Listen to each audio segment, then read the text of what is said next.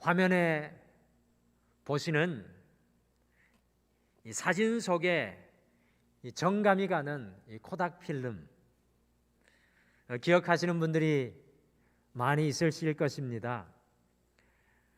이것은 디지털 카메라가 나오기 전 1970년부터 2000년대 초반까지 매우 활발하게 우리의 소중한 기억을 간직해 주었던 이 아날로그 카메라의 필름이었죠. 2012년 지난 130년간 무려 세계 시장의 이 3분의 1을 독점하면서 이 필름의 대명사로 불려온 코닥 디지털 기술의 이 코닥이 이 디지털 기술에 밀려서 그만 결국 파산 보호 신청을 하게 되었습니다. 코닥이 둥지를 틀고 있었던 미국의 뉴욕주에 있는 로체스터시에 인구 5명 중에 1명이 코닥의 직원이라 할 만큼 코닥이 로체스터시에서 감당하였던 이 경제적 영향은 상당하였습니다.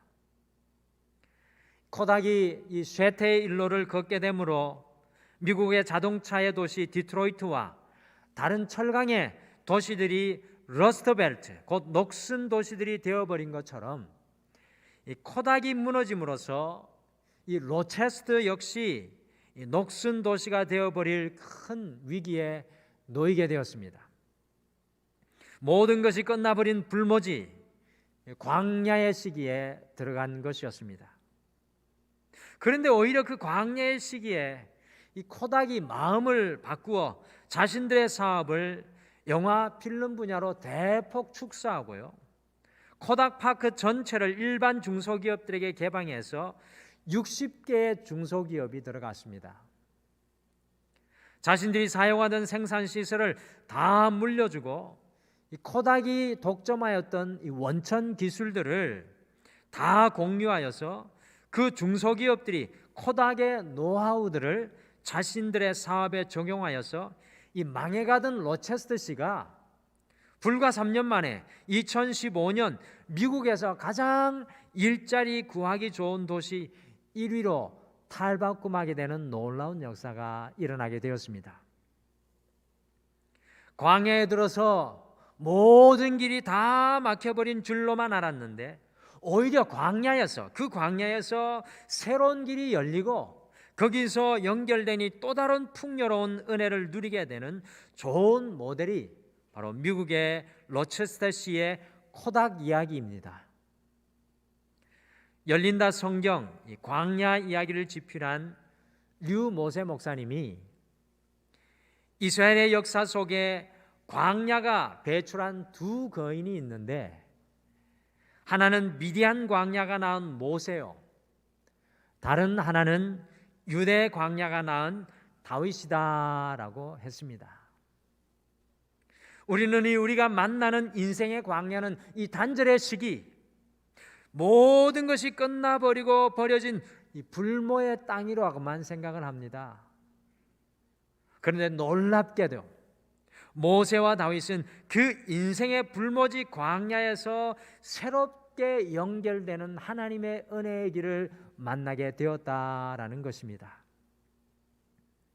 코로나의 시대를 살아가면서 경제적인 광야, 건강의 광야, 관계의 광야, 신앙의 광야 속에 서 있는 것이 오늘날 여러분과 저의 우리 모두의 현실입니다. 광야가 마지막 땅, 버려진 불모의 땅, 단절의 땅으로 보여지는 것이 당연합니다. 그러나 이사야 43장 19절에서 하나님께서는 광야의 시대를 살아갔던 이스라엘 백성들에게 다음과 같이 말씀하셨습니다. 우리 같이 이사야 43장 19절 말씀, 오늘 우리에게도 여전히 유효한 하나님 말씀 같이 읽어보실까요? 같이 읽겠습니다. 시작. 보라, 내가 새 일을 행하리니 이제 나타낼 것이라. 너희가 그것을 알지 못하겠느냐? 반드시 내가 광야의 길을, 사막의 강을 내리니. 아멘. 하나님께서는 오히려 반드시 광야에, 반드시 광야에 길을 내시고 사막에 강을 내실 것이라고 우리에게 약속하고 선포하셨습니다. 그래서 오늘 다시 연결되기 등마루의 7번째 시간에는 광야에서 연결되는 새로운 은혜의 길, 광야에서 연결되는 새로운 은혜의 길이라는 제목으로 다윗이 그의 처절한 이 인생의 광야에서 어떻게 새로운 은혜의 길로 연결되었는지 함께 한 발자국 한 발자국 따라가 보시겠습니다. 그리하여서 2021년 2월에 이 세 번째 주를 우리가 내일부터 살아가시게 될 텐데요, 우리 등마루의 모든 가족들이 비록 이 광야 속에서도 하나님의 새로운 은혜의 길로 연결되시기를 간절히 소망하고 축복합니다. 과연 다윗은 그의 인생의 광야에서 어떤 새로운 은혜의 길로 연결되었겠습니까?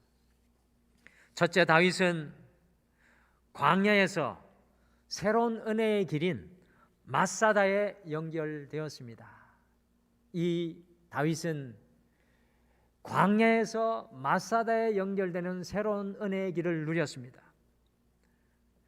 잘 아시는 것처럼 다윗은 비밀리에 사무엘 선지자에게 왕으로 기름을 부음 받은 이후에요, 골리앗과 대결하여서 나라를 구합니다.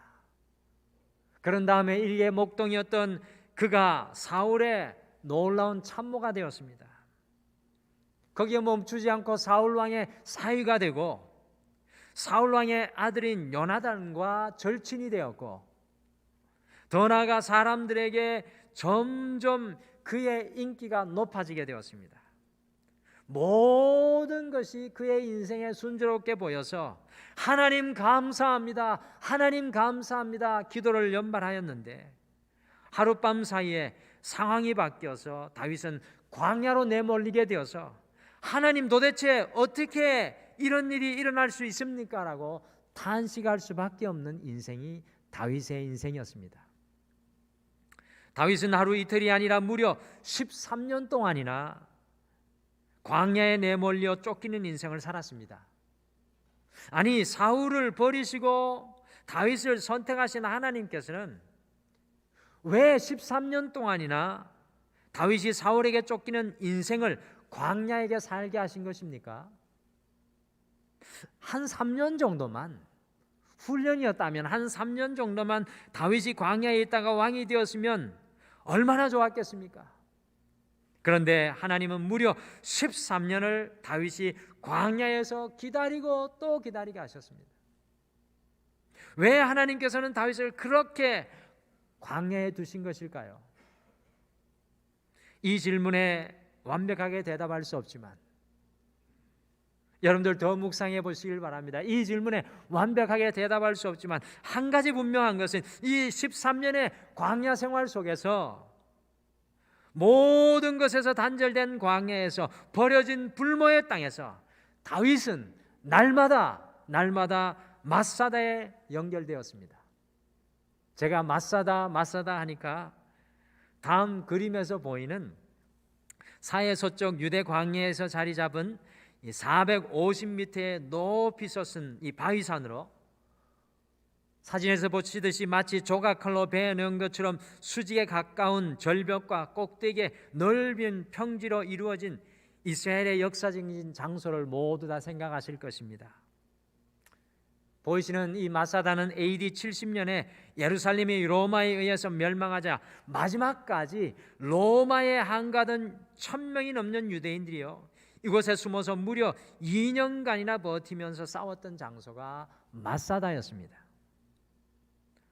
마사다는 광야에 있기도 하지만 이 가파른 낭떠러지로 이루어져 있어 접근이 어려워서 사실 이곳은 사람이 쌓은 어떤 인공적인 요새보다 완벽한 천연의 요새였습니다. 다윗이 광야에서 사울을 피해 다니며 주로 요새에 숨어 지냈다고 성경은 정확하게 기록하고 있습니다. 같이 사무엘상 23장 14절을 함께 읽어보실까요? 같이 읽겠습니다. 시작. 다윗이 광야의 요새에도 있었고 또 십광야 산골에도 머물렀으며 사울이 매일 찾되 하나님을 그의 손에 넘기지 아니하시니라. 여러분들, 유대 광야는요, 사하라 사막같이 모래사막이 끝없이 펼쳐진 곳이 아니라 수많은 삶과 깊은 골짜기들로 이루어져 있습니다. 여러분들 보시는 이 유대 광야의 모습, 엔게디인데 이 다윗이 숨었던 유명한 또 요새 중에 하나이죠. 유대 광야는 이런 이 천년 요새들이 너무나 많이 있어서 누군가가 그곳에 올라와 수색하는 것이 쉽지 않았습니다. 다윗은 무려 이 13년 동안 이 천년 요새인 마사다에 숨어 지내면서 사울을 피할 수가 있었습니다. 히브리어로 요새를 마사다라고 부릅니다. 히브리어로 요새를 마사다라고 부릅니다. 그래서 원래는 이 마사다는 지명이 아니라 지리적인 용어인 요새를 가리키는 말로, 다윗이 사울을 피해서 13년간 도망 다닌 곳이 바로 마사다, 곧 유대 광야의 요새들이었습니다. 다윗이 광야에서 모든 것이 끝난 줄 알고 더 이상 도망갈 수 없는 막다른 골목인 줄 알았는데, 그곳에서 새로운 은혜의 길인 마사다, 이 요새에 연결되었습니다. 그런데 이 마사다에 13년 동안 숨어 지내면서 이 사울의 맹렬한 추격을 피한 다윗의 고백이 우리를 놀라게 합니다. 다윗이 13년 동안 마사다, 요새에서 무엇을 발견했을까요? 같이 오늘 본문 시편 18편 2절을 함께 읽겠습니다. 이것이 바로 13년 동안 다윗이 발견한 내용입니다. 같이 읽겠습니다. 시작. 여호와는 나의 반석이시요 나의 요새시요 나를 건지시는 이시요 나의 하나님이시요 내가 그 안에 피할 나의 바위시요 나의 방패시요 나의 구원의 뿌리시요 나의 산성이시로다. 아멘. 다윗은 무려 13년간 마사다 요새에 숨어 있으면서 그곳에 있으니 안전하다고 생각한 것이 아니라,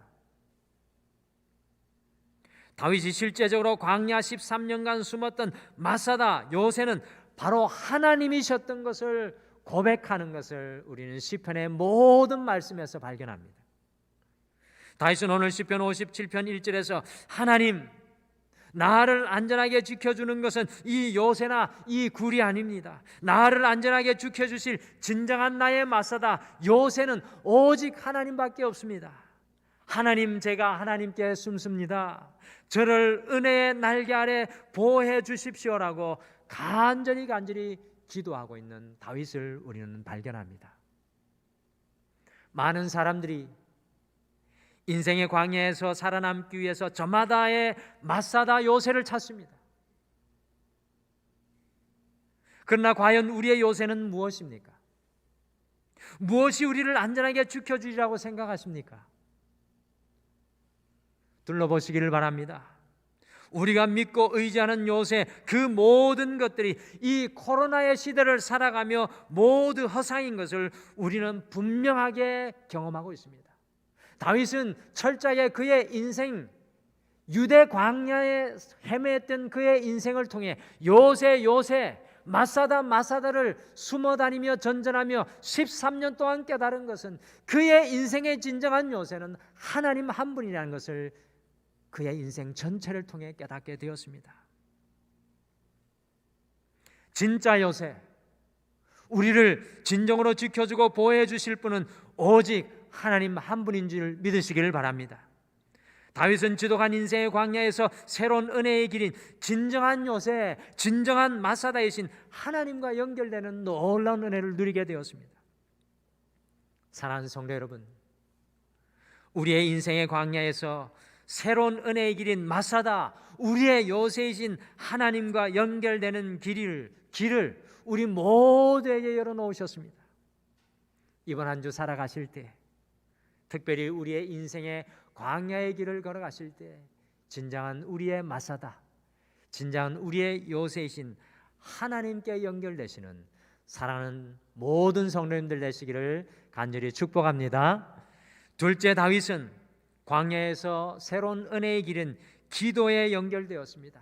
다윗은 기도의 자리를 그의 인생 광야 13년에서 발견하게 되었습니다. 다윗이 피하였던 마사다 요새에는 수많은 굴들이 있었습니다. 오늘 본문 말씀 시편 57편의 표제에 보시면 다윗이 사울을 피하여 굴에 있던 때라고 기록되어 있습니다. 곧 다윗은 사울을 피해서 마사다 요새의 굴 속에 숨어 있었습니다. 오늘도 무슨 일이 생길지 모릅니다. 그때 다윗이 무엇을 하였습니까? 같이 시편 57편 1절과 2절 말씀 함께 읽겠습니다. 1절 2절 말씀 같이 읽겠습니다. 시작. 하나님이여 내게 은혜를 베푸소서, 내게 은혜를 베푸소서. 내 영혼이 주께로 피하되 주의 날개 그늘 아래에서 이 재앙들이 지나기까지 피하리이다. 내가 지존하신 하나님께 부르짖으며 곧 나를 위하여 모든 것을 이루시는 하나님께로다. 아멘. 다윗은 오늘도 하루를 지켜달라고 사울로부터 보호해달라고 기도하였습니다. 그렇게 1년, 2년 아니 5년, 10년, 13년을 광야에서 살아내었습니다. 다윗이 그렇게 오랜 세월 사울에게 쫓기면서도 붙잡히지 않고 무사할 수 있었던 것은 그가 마사다 요새의 굴에 숨었기 때문이 아니라 주님께 살려달라고 기도했기 때문이었습니다. 오늘도 무사히 어느 여러분들 광고에서 보신 것과 같은 사무엘이 기도하는, 어린 사무엘이 기도하는 그 오늘도 무사히, 이것이 13년 동안 광야에서 다윗이 하였던 기도의 제목이었습니다. 다윗은 인생의 불모진 광야에서 새로운 은혜의 길인 기도에 연결되었습니다. 기도의 자리를 만나고 찾게 되었습니다. 캐나다의 로키 산맥 해발 3,000m 높이에는 이 악천후 기후로 인해서 이 나무가 더 이상 자랄 수 없는 수목 한계선 지대가 있습니다. 수목이 더 이상 자랄 수 없는 수목 한계선 지대가 있습니다. 이 지대의 나무들은 매서운 바람으로 인해서 곱게 자라지 못하고요, 사진에서 보는 바와 같이 무릎을 꿇은 모습을 한 채로 자랍니다. 사진에서 보시는 바와 같이 무릎을 꿇은 채로 자랍니다. 나무들에겐 광야와 같은 그 수목 한계선 지대에서 날카로운 칼바람과 찬 이슬을 맞으며 나무는 자신의 무릎을 꿇고 자라는 놀라운 모습을 우리에게 보여줍니다. 이 무릎 꿇은 나무는요, 가구를 만드는 목재로서는 전혀 가치가 없지만 세계적으로 가장 공명이 잘 되는 스트라디바리우스 바이올린을 이 무릎 꿇고 있는 나무 가지로 만든다고 합니다. 우리가 광야로 내몰리게 되면 할 수 있는 것이 하나도 없습니다. 우리가 의지할 수 있는 것은 아무것도 없습니다. 그런데 우리가 할 수 있는 것이 하나 있다면 그것은 우리의 기도의 공명입니다. 광야에서는 엎드려야 삽니다. 기도하지 않고 살아남을 수 없는 것이 광야입니다. 자다가 깰 때, 잠이 오지 않을 때, 자다가 벌떡 일어날 때 밤새도록 뒤척일 때가 있습니까? 광야 13년의 다윗의 삶이 그랬습니다. 다윗은 그때 바로 그 광야 그 자리에서 기도했습니다. 건강 문제, 직장 문제, 가정 문제, 자녀 문제, 사업 문제로 잠을 이루지 못하고 계십니까? 광야에 들어간 것입니다. 기도로 연결되어야 합니다. 가정이, 삶이, 인생이, 사업이 광야 같으십니까? 기도해야 합니다. 다윗이 광야에서 기도로 연결되어 기도로 이겨냈습니다. 기도로 연결되지 않고 광야에서는 살아남을 수가 없고요, 기도하지 않고 광야를 벗어날 수가 없습니다. 그래서 우리 등마루는 다음 주 수요일부터 시작되는 이 사순절의 기간 동안 기도 일기를 함께 쓰기를 권면합니다. 인생의 광야에서는 기도로 연결되어야 합니다. 교회도 나올 수 없고 새벽 예배도 마음대로 할 수 없는 이런 상황에서 우리가 어떻게 기도로 연결될 수 있겠습니까? 같이 한번 영상을 보실까요?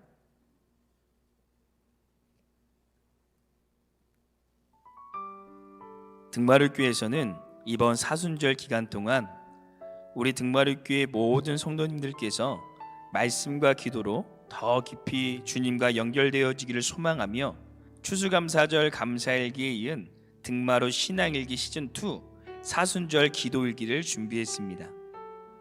기도일기는 주님께서 40일 동안 금식하며 기도하신 것을 기억하며 사순절 동안 주님의 고난에 동참하는 동시에 기도로 주님과 더 깊이 연결되어지는 시간입니다.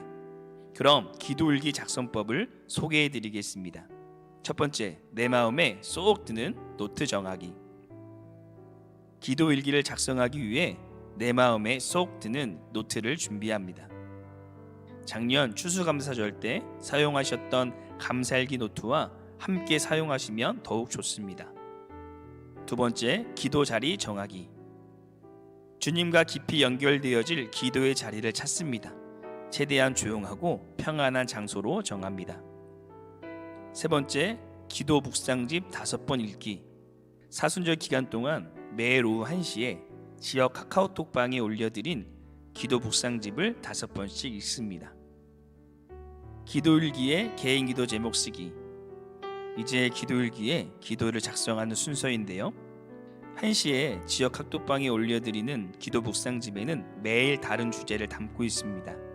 먼저 그 주제를 기도일기에 기록합니다. 그리고 그 주제에 맞게 하나님께 영광, 감사, 회개, 간구, 중보 순으로 주기도문의 구성에 맞춰 개인의 고백의 기도 제목을 적으시고 마지막으로 예수님의 이름으로 기도드립니다. 아멘을 적습니다. 5번째, 작성하신 개인 기도 제목을 기도하는 마음으로 5번 이상 읽습니다. 6번째, 기도 습관 만들기. 기록한 장소와 기도한 시간, 기도 횟수를 기도일기에 기록합니다. 7번째, 사순절 묵상집 질문 및 적용 기록하기. 기도 습관 만들기를 기록하신 곳 밑에 사순절 묵상집 질문 및 적용을 적습니다. 그리고 오전에 기록하신 사순절 묵상집 질문과 적용을 작성함으로 모든 기도일기 작성을 마무리합니다. 2021년 사순절, 말씀과 기도로 주님과 더 깊이 연결되어지시는 사순절 되시기를 기도합니다. 사랑하는 성도 여러분, 광야로 연결되는 새로운 은혜의 길은 바로 기도입니다. 기도의 자리를 찾는 것입니다. 광야에서 기도로 연결될 때마다 우리의 탄식이 변하여서 찬송이 되고 슬픔이 변해서 기쁨이 되는 40일의 환희의 은혜를 우리 모든 성도님들이 누리게 될 것입니다. 마지막으로 다윗은 광야에서 새로운 은혜의 길인 충성스러운 사람들과 연결되었습니다. 다윗이 사울의 추격을 피하여서 더 이상 도망할 곳이 없게 되자 원수의 나라인 블레셋에서 피신하였다가 붙잡혀서 미친 척을 하고 간신히 살아난 이후에 자신의 삶의 막다른 골목 광야인 아둘람굴로 도망하였습니다. 이 더 이상 도망할 수 없는 인생의 막다른 골목, 철저히 다윗은 홀로 남겨지게 되었습니다. 그런데 다윗에게 어떤 역사가 일어났습니까? 같이 사무엘상 22장 2절 말씀을 마지막으로 같이 읽겠습니다. 같이 읽겠습니다. 시작. 환난당한 모든 자와 빚진 모든 자와 마음이 원통한 자가 다 그에게로 모였고 그는 그들의 우두머리가 되었는데 그와 함께한 자가 400명 가량이었더라. 아멘. 다윗은 그의 인생의 광야에서 사방에서 모여든 400명의 충성스러운 군대와 연결되는 놀라운 은혜를 누리게 되었습니다. 후에 200명이 더 늘어나서 600명의 강력한 동력자들이 다윗을 보호하였습니다. 여러분들, 이 사람들이 다윗에게 얼마나 충성스러웠냐 하면 베들레헴 가까운 아둘람 굴에 숨어 있을 때 다윗이 그의 어린 시절에 베들레헴 우물을 회상하면서 그리워하였습니다. 그때 이 베들레헴을 블레셋이 정복하고 있었는데 이 말을 들은 다윗의 세 용사가 즉시로 출전하여서 목숨을 걸고 블레셋 군대를 뚫고 성문 곁에 있는 우물을 떠왔습니다. 이 다윗의 충성스러운 사람들이 다윗의 광야 생활 처음부터 끝까지 함께하였던 백전 노장들이었고요, 다윗의 아들 압살롬의 방역 때에도 끝까지 다윗과 동역한 충성스러운 사람들이었습니다. 우리의 인생의 광야에서 새로운 은혜의 길인 충성스러운 사람들과 하나님께서는 우리가 연결되게 하십니다. 하나님께서 바나바에게 바울을 붙여주셨습니다. 하나님께서 엘리야에게는 엘리사를 붙여주셨습니다. 하나님께서는 나오미에게 룻을 붙여주셨습니다. 하나님께서는 베드로에게 마가를 붙여주셨습니다. 하나님께서는 바울에게는 실라와 디모데를 붙여주셨습니다. 광야에서 하나님께서는 새로운 길을 사람을 통해 열어가십니다. 광야의 인생길에서 새로운 길을 열어가도록 우리가 새로운 사람들을 하나님께서는 만나게 하십니다. 사랑하는 성도 여러분, 광야에서는 충성스러운 동역자를 만나야 합니다. 여러분들이 광야에서 만나게 되신 충성스러운 동역자는 과연 누구입니까? 그 사람이 남편과 아내입니까? 그 사람이 자녀들입니까? 그 사람이 함께 일하는 직장 동료입니까? 그 사람이 우리 등마루의 영적인 가족입니까? 그것이 이 등마루 교회입니까?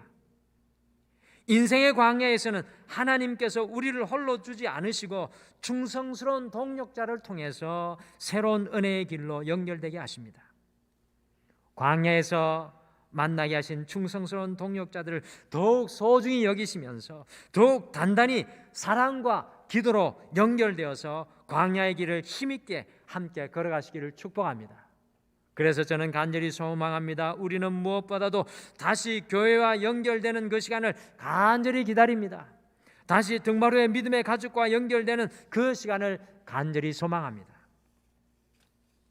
우리가 만나는 광야는 육신의 눈으로 보시게 되면 사방이 보이지 않는 단절의 길, 아무것도 기대할 수 없는 불모의 땅으로만 여겨집니다. 그러나 우리가 언제든지 믿음의 눈을 열고 보면 광야에서 연결되는 새로운 은혜의 길이 여러분과 저에게 열려지게 됩니다. 다윗은 인생의 광야에서 새로운 은혜의 길인 인생의 마사다 요새인 하나님과 연결되었습니다. 다윗은 인생의 광야에서 새로운 은혜의 길인 기도에 연결되었습니다. 다윗은 인생의 광야에서 새로운 은혜의 길인 충성스러운 사람들과 연결되었습니다. 이번 한 주 광야 같은 세상 속에서도 날마다 주님과 동행하실 때 우리를 향해서 새롭게 열어가시는 은혜의 길을 누리시는 모든 성도님들 되시기를 간절히 축복합니다.